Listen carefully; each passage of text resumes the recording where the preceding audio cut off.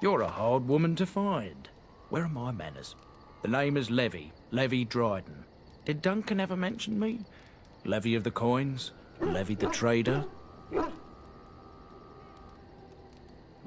Really? He never told you of old Levy? We've known each other for years.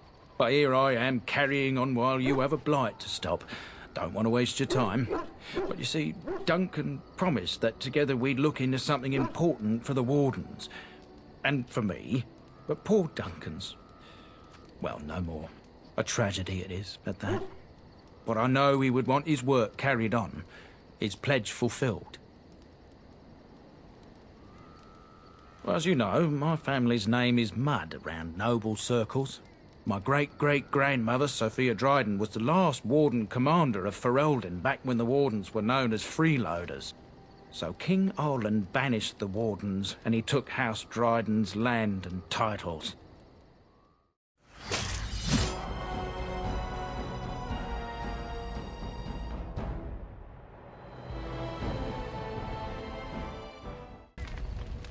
Yes? Well, here I am.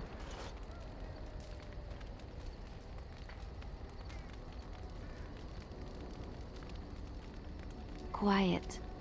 It was a life suited for contemplation.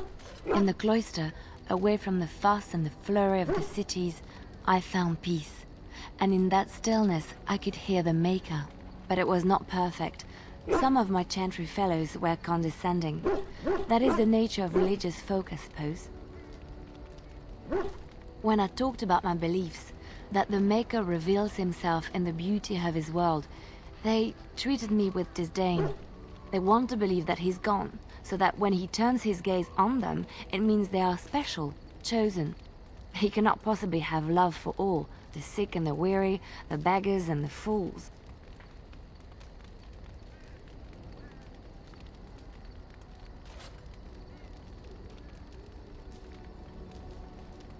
Maybe I am wrong, but it is the Maker's place to decide if I am worthy, not men, not the chantry. But there is work to be done, and I have talked enough for now. Yes? Well, here I am.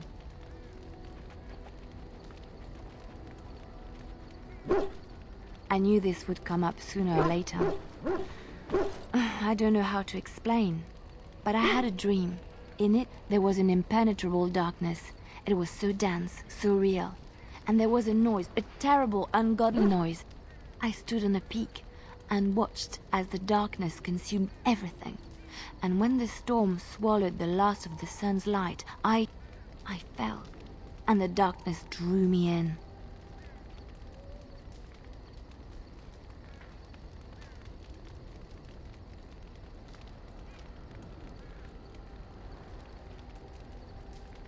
I suppose I did. That was what the darkness was, no? When I woke, I went to the chantry's gardens, as I always do.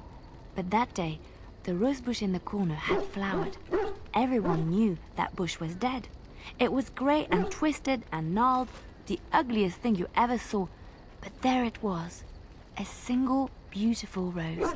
It was as though the Maker stretched out his hand to say, even in the midst of this darkness, there is hope and beauty. Have faith.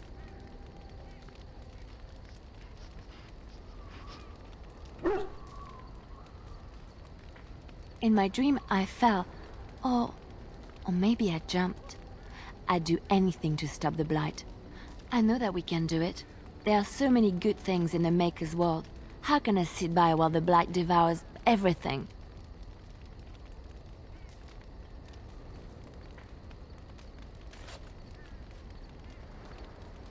That is why you're a Grey Warden. Come, there's a blight to stop. Yes? Well, here I am. What is meant by someone like me?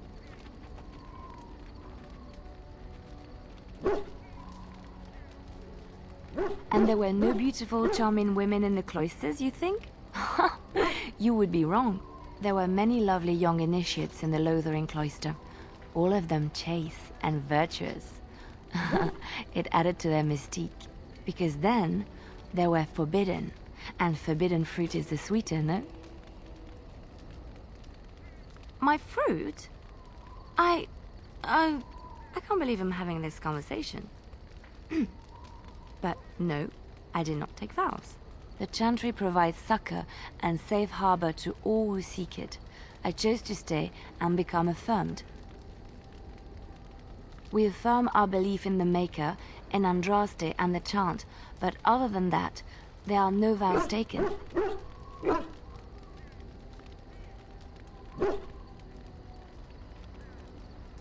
I was a traveling minstrel in Orlais. Tales and songs were my life. I performed, and they rewarded me with applause and coin. And my skill in battle? Well, you pick up different skills when you travel, yes? Yes, of course. Let's move on.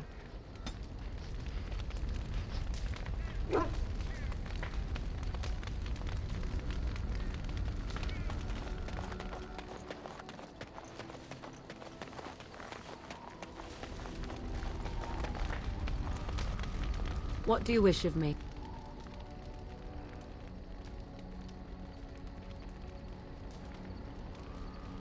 If you must.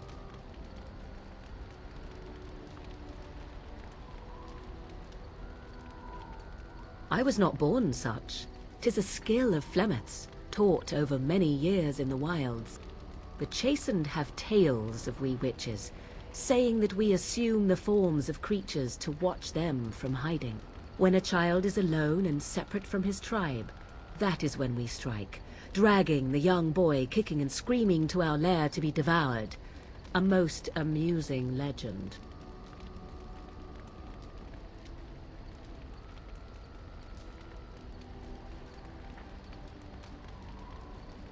Changing her form, certainly. Devouring lost children, I cannot say. She has not done it in my experience, though in truth my lifespan is but a fraction of her own. Why do you ask? Is there something specific you wish to know?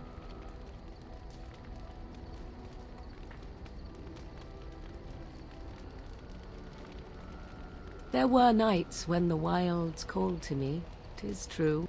You look upon the world around you and you think you know it well.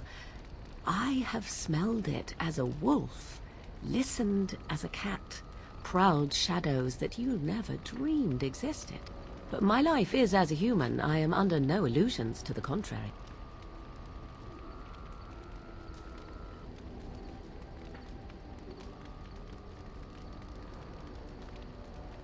The form of an animal is different from my own. One may study the creature, learn to move as it does, think as it does. In time, this allows one to become as it is. I gain nothing by studying another human. I already am the same as they are. I learn nothing. So the answer is no, my human form is the only one I possess. Anyone with sufficient will, but the act of transformation is a magical one. 'Tis a spell and thus requires a mage's talents. If you had a notion to learn such a skill for yourself, sadly, you must remain disappointed. No? 'Tis not unheard of in the remote corners of the world. There are traditions of magic outside of the circle of magi, despite what those mages would have you believe. Some of these traditions are old, indeed, passed down as carefully guarded lore from one generation to the next. The zealots of the Chantry would uproot all such practitioners if they could. But as luck have it, some still exist. My mother is such a one.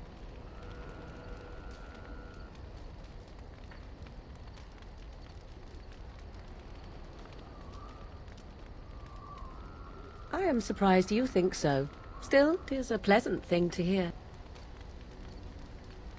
Indeed. Have you an opinion on my abilities, then? Am I an unnatural abomination to be put to the torch?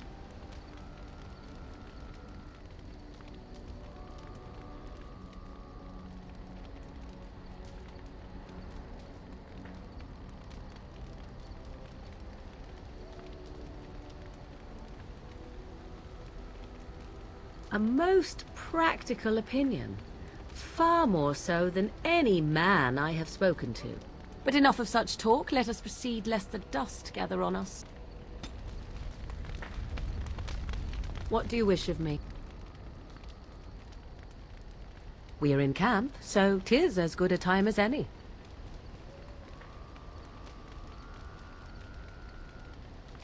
I am here because Flemeth commanded me to aid you.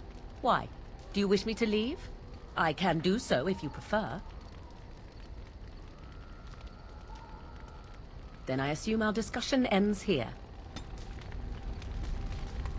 What do you wish of me?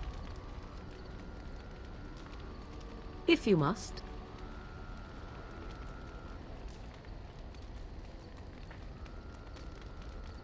Why do you ask me such questions? I do not probe you for pointless information, do I?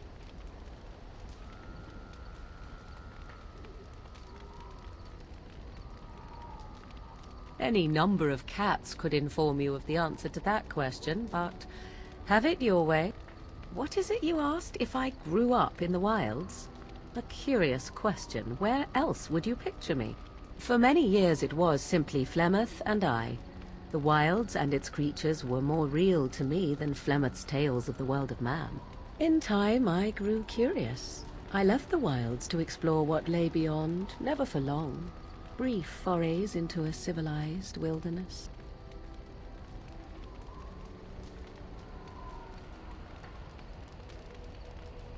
I am no primitive, painted in blood and unable to speak the language. Flemeth knows much of your world and taught me well. For all that I had been taught, however, the truth of the civilized lands proved to be overwhelming. I was unfamiliar with so much. So confident and bold was I, yet there was much that Flemeth could never have prepared me for.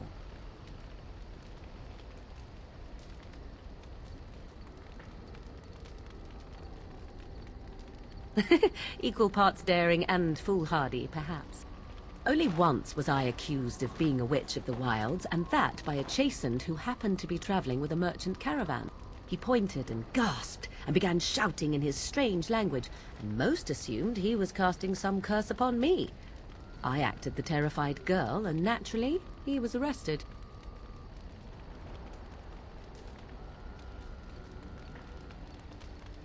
Who cares? As I recall, he was executed. The point being that I was able to move through human lands fairly easily. Whatever humans think a witch of the wild looks like, 'tis not I. Not that I did not have trouble. There are things about human society which have always puzzled me, such as the touching. Why all the touching for a simple greeting?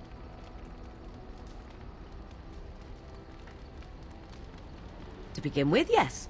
What is the point of touching my hand? I find it an offensive intrusion. There were many nuances that Flemeth could never tell me of. When to look into another's eyes, how to eat at a table, how to bargain without offending. None of these things I knew. I still do not understand it all, truth be told, but then I gave up long ago any hope of doing so. When I returned to the wilds last, I swore to Flemeth that I had no intention of leaving again.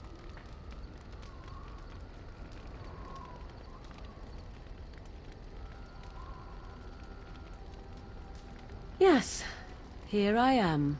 Well, let's get on with it before the ground opens up and swallows us, yes? What do you wish of me? If you must.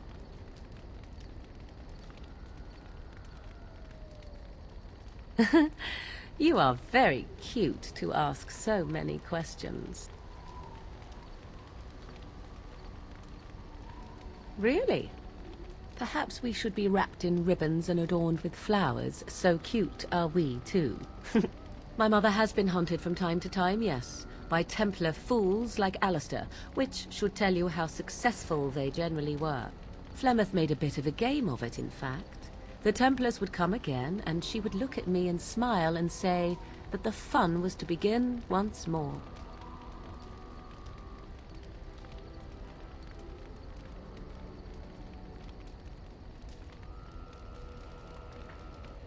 They came with as much swagger and arrogance as they did self-righteousness.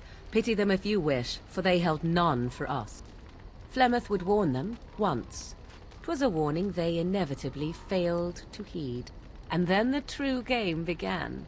Often Flemeth would use me as bait. A little girl to scream and run and lure the Templars deeper into the wilds and to their doom.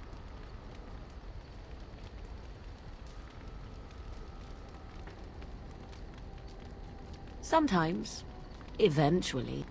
Thankfully, the wilds is a vast place.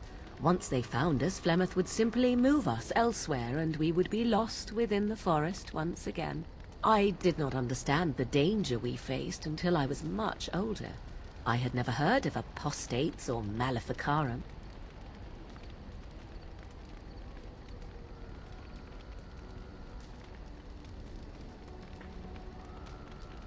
Perhaps they did. Still, I do not begrudge them doing what they believe is necessary. The Chantry sees any mages not leashed to the Circle of Magi as apostates, and apostates could become maleficarum, evil mages that resort to blood magic and become demon-enslaved abominations.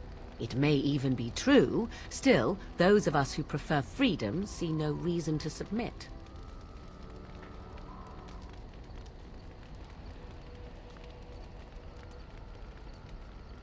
Oh?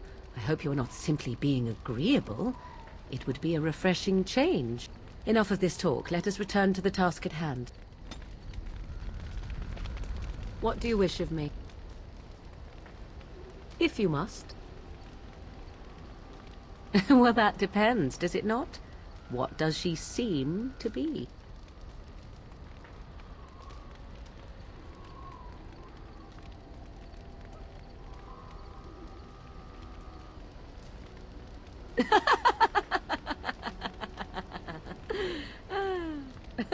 Oh, she is certainly old. Have no mistake of that.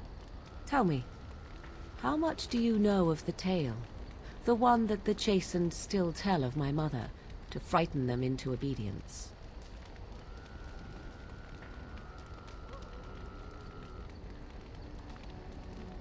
Ah, I see. That does explain much.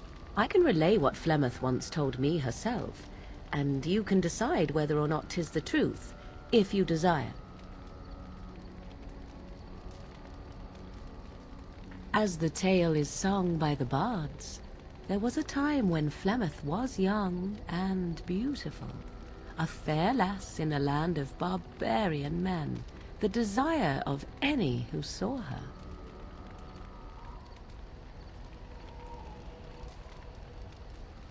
Many centuries before this land was even named Ferelden. The tales say that Flemeth fell in love with Osen the Bard and fled the castle of her husband, the Dreadlord Conabar, and that he swore vengeance for her infidelity. In truth, my mother claims that 'twas Osen who was her husband, and Conabar the jealous lord who looked on from afar. Lord Conabar approached young Osen and offered him wealth and power in exchange for his lovely wife, and Osen agreed.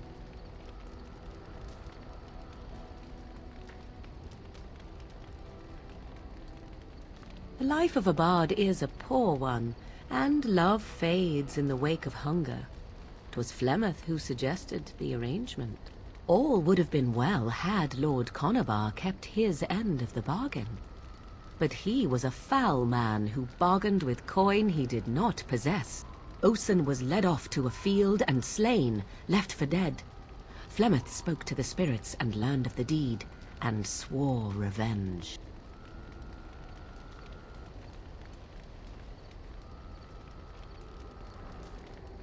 That was not the point. Conabar had no honor, so she would not have him. Flemeth begged the spirits to aid her, and 'twas they who slew Conabar. The demon the legend tells of came later. Lord Conabar's allies chased Flemeth, you see. Chased her to the wilds, and there she hid. There she found the demon, and he made her strong. The legends all speak of the great hero Cormac, he who defeated Flemeth and her great army when she invaded the lowlands centuries later.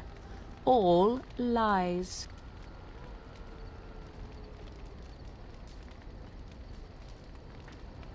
The truth of the matter is that there was never an invasion. As Flemeth tells it, the Chastened never raised an army under her banner, and she never fought with any warrior named Cormac. Cormac led a brutal civil war against his own people, and later claimed it was to vanquish evil that had taken root amongst the lords. Thus, he was hailed a hero. Flemeth was only attached to the legend much later. Perhaps 'twas due to the great war with the Chastened that eventually came, but Mother claims not to know how it began. The demon within her has transformed her into something else. An abomination, perhaps some would say. I know not. I only know my mother is clever, and she is part of the wilds as it is part of her. But she is no immortal. She bleeds. A blade in her heart would kill her like any other, were it lucky enough to find her. You ask if I have sisters. I have asked of this myself. The stories tell of many witches of the wilds after all, not just the one. And these tales existed long before I did. Flemeth refuses to speak of other daughters, if they existed. So, should I believe I am her first? I doubt that too.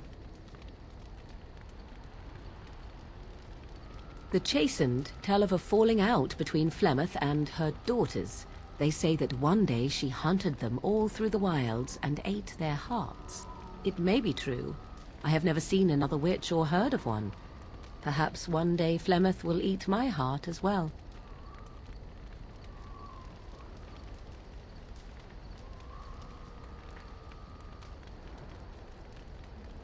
I do not believe everything that Flemeth claims. Oft it seems her bitterness has colored her memories. But on the whole, yes, I believe this tale, if not all. How often is this usually? Always? If not always, then when is it not true? There are more things in this world and the next than you or I could ever hope to understand. What Flemeth became is a mystery. I suspect, even to her. Flemeth tells it with far more embellishment than I, but you are welcome. Dare I ask of your own mother? Few are abominations of legend, 'tis true, but I find myself curious nevertheless.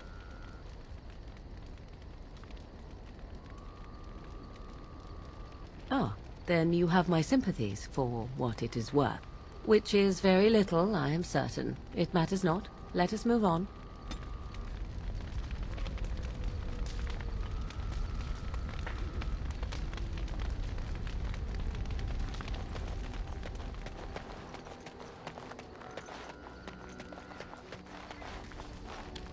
Why are we stopping?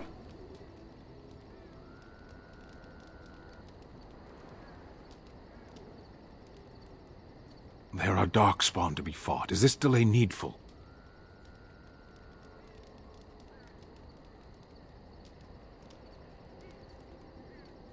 You are concerned. No need. I am fit enough to fight.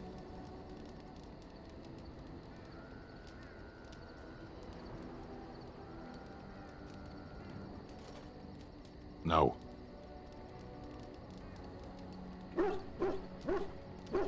Get used to disappointment. People are not simple. They cannot be summarized for easy reference in the manner of, the Elves are a lithe, pointy-eared people who excel at poverty.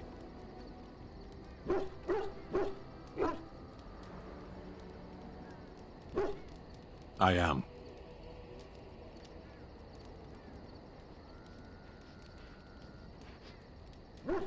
The Antam are the eyes, hands, and mouth of the Qunari. We are how my people know the world.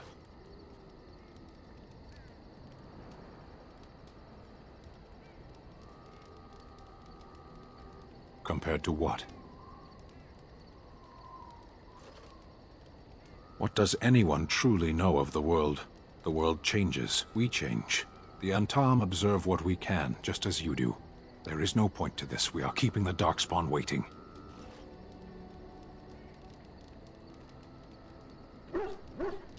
What a strange language you speak. You say hurry, where I would say duty.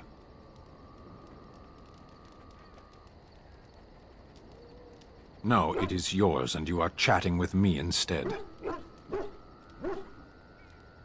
For the moment, you are the enemy of my enemy. Yes, I am Qunari. As long as you do not make yourself my enemy, I will aid you. I can promise nothing else. As you wish.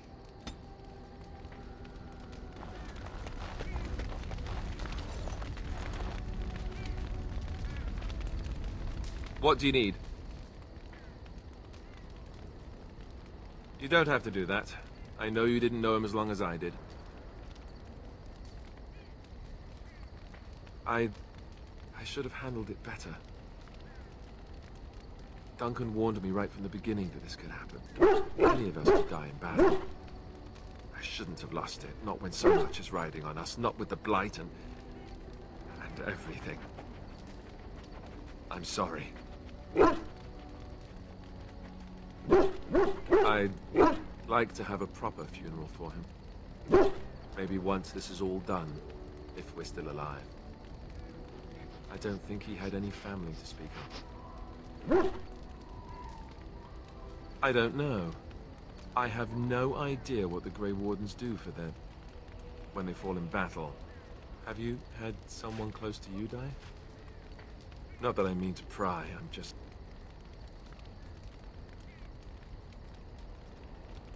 Oh, of course. How stupid of me to forget. Here I am going on and on about Duncan, and you...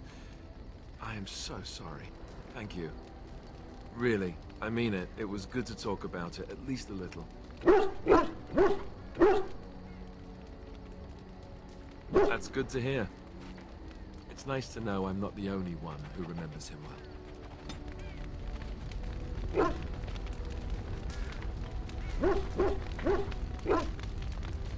What do you need? Ask away.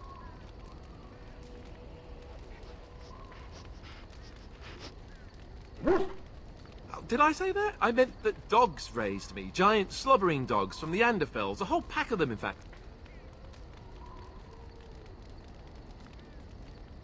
Well, it wasn't until I was 8 that I discovered you didn't have to lick yourself clean. Old habits die hard, you know.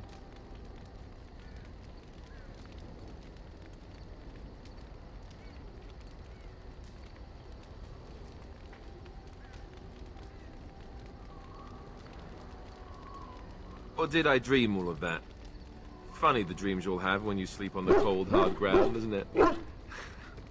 Are you having strange dreams? Point taken. Let's see, how do I explain this? I'm a bastard. And before you make any smart comments, I mean the fatherless kind. My mother was a serving girl in Redcliffe Castle who died when I was very young. Our Lehman wasn't my father, but he took me in anyhow and put a roof over my head. He was good to me, and he didn't have to be. I respect the man, and I don't blame him anymore for sending me off to the Chantry once I was old enough.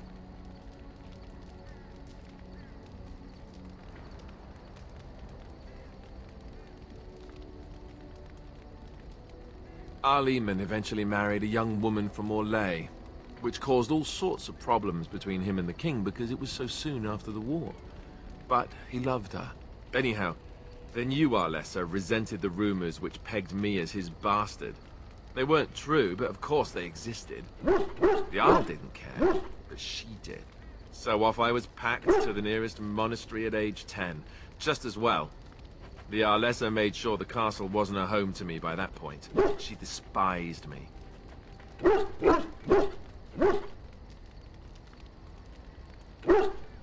Maybe.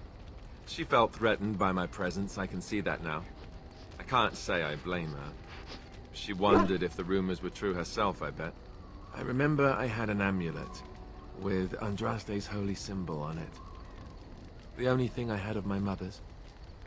I was so furious at being sent away, I tore it off and threw it at the wall and it shattered. Stupid, stupid thing to do. The Arl came by the monastery a few times to see how I was, but I was stubborn. I hated it there, and blamed him for everything. And eventually, he just stopped coming.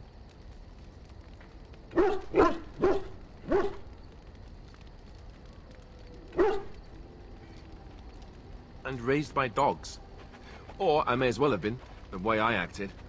But maybe all young bastards act like that. I don't know. All I know is that the Arl is a good man, and well loved by the people. He also was King Kaelin's uncle, so he has a personal motivation to see Logain pay for what he did. Anyway, that's really all there is to the story.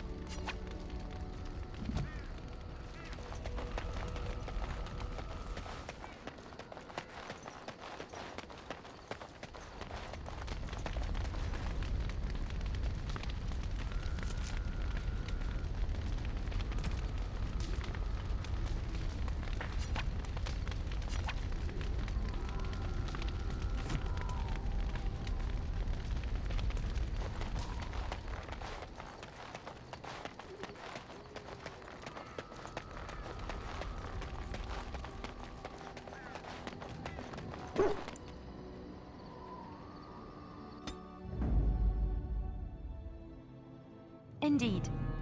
Indeed. Yes.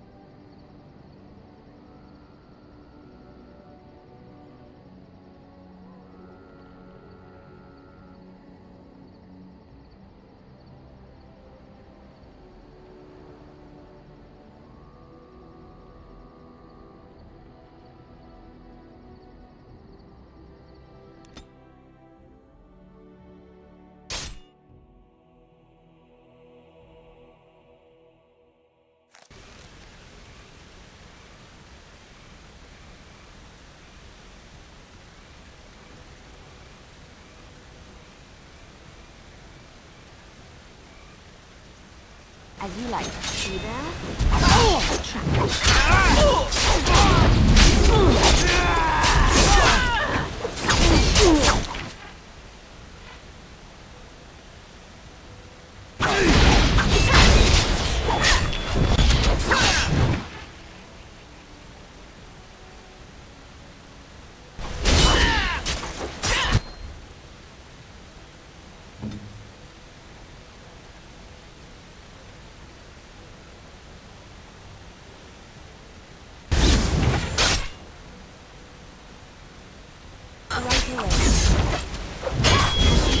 Begin the onslaught.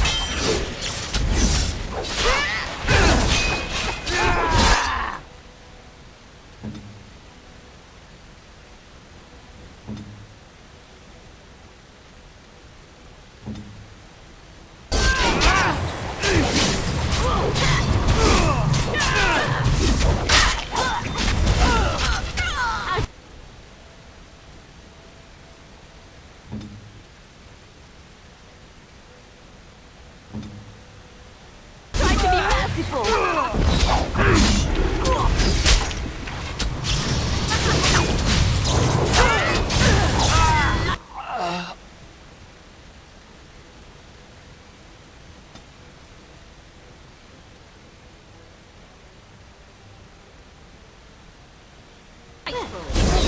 Now we get our hands dirty.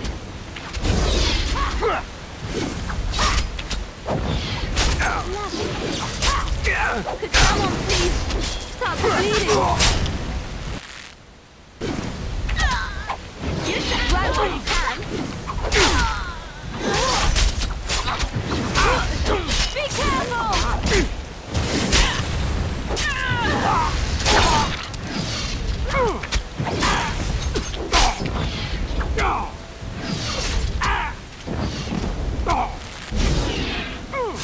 to it.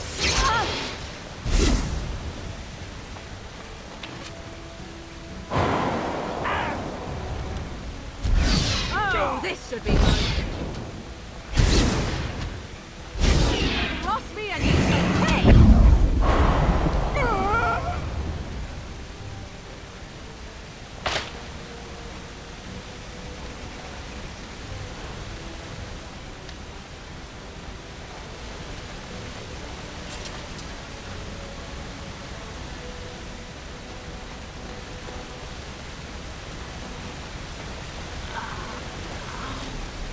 Why does that always happen to me?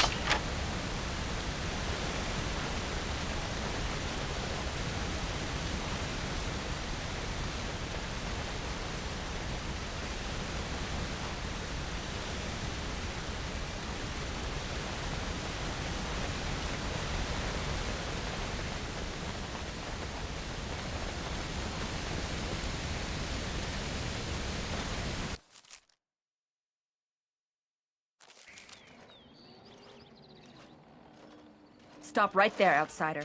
The Dalish have camped in this spot. I suggest you go elsewhere, and quickly. I find that hard to believe. What business could we Dalish possibly have with a group like yours?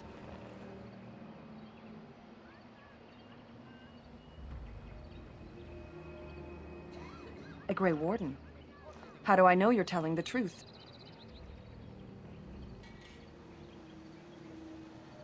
No, that's true. Perhaps I shall let the Keeper decide for himself. In the camp, I suggest you keep your hands to yourself, and remember that our heirs are still trained on you. Follow me.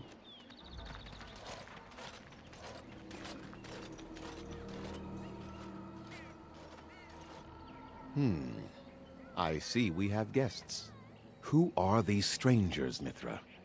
I have precious little patience and less time to spend on outsiders today. This one claims to be a Grey Warden and wishes to speak with the clan. I thought it best to leave the decision to you. That was wise of you.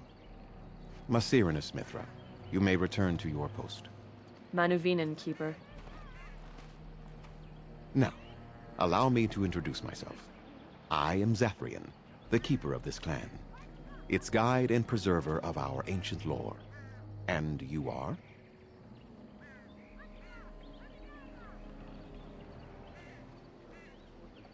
Manners. From a Shemlin. Interesting. What might be your mission here? Have you come to spread news of the Blight? I had already sensed the corruption spreading in the south.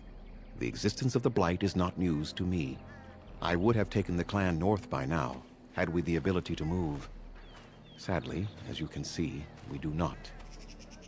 Yes, it seems like you've had your own troubles. What are the odds? I imagine you are here regarding the treaty we signed centuries ago. Unfortunately, we may not be able to live up to the promise we made. This will require some explanation. Please, follow me.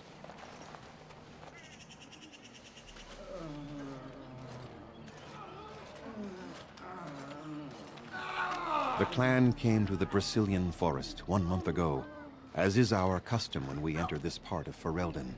We are always wary of the dangers in the forest, but we did not expect the werewolves would be lying in wait for us. They ambushed us, and though we drove the beasts back, much damage was done. Many of our warriors lie dying as we speak. Even with all our magic and healing skill, we will eventually be forced to slay our brethren to prevent them from becoming beasts. The Blight's evil must be stopped. But we are in no position to uphold our obligations. I am truly sorry.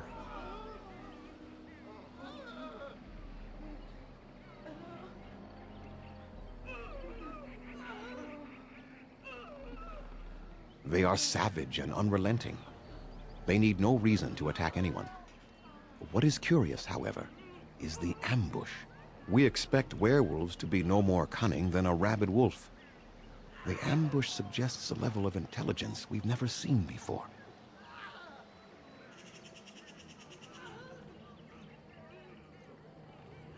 The affliction is a curse that runs rampant in their blood, bringing great agony and then ultimately either death or a transformation into something monstrous. The only thing that could help them must come from the source of the curse itself, and that would be no trivial task to retrieve. Within the Brazilian forest dwells a great wolf. We call him Witherfang. It was within him that the curse originated, and through his blood that it has been spread. If he is killed and his heart brought to me, perhaps I could destroy the curse. But this task has proven too dangerous for us. I sent some hunters into the forest a week ago, but they have not returned. I cannot risk any more of my clan.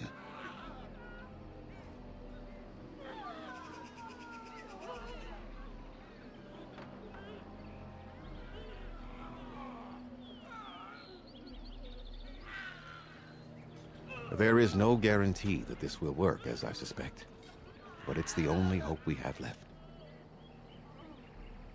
I must warn you that more than werewolves lurk in the Brazilian forest. It has a history full of carnage and murder, you see. Where there is so much death, the veil separating the spirit realm from our own becomes thin, allowing spirits to possess things, living or dead. But if you can indeed help, then I wish you luck.